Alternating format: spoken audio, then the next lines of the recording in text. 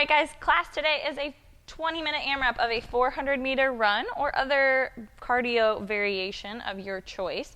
The goal is for that to be about 1.5 to 2 minutes, so choose your distance appropriately there. Then we've got a 1-minute plank hold and then 10 grid engaged rows or push-up to shoulder taps. We'll go over all of those movements and how to scale them. Again, first is that 400-meter run.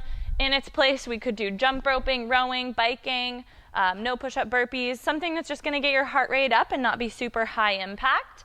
And we want that to last somewhere between 1.5 and 2 minutes. Next, you're going to move into a plank hold. So I'm going to come to the ground, shoulders stacked over wrists, core nice and tight. I'm trying not to let my hips sag or pike up towards the ceiling, staying nice and tight. If that's tough on my wrists, I can come down to my forearms and do the same thing. If the movement is just generally difficult for me, I can go to my knees and be in the same position, but just take some load off by dropping to my knees to shorten my lever.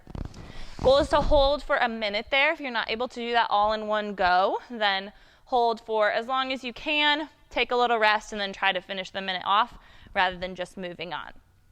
Next is the renegade row. So you're going to have 1 or 2 dumbbells or kettlebells or some kind of weight object. Bell is going to be the easiest. I'm going to have one hand on the bell, one hand off. I'm going to do a push-up and then row the bell into my chest. I can do 5 in a row on that side and then switch, push-up, and then row. If I want it to be more difficult, if I have 2 bells, I can do a push-up and then row on both sides.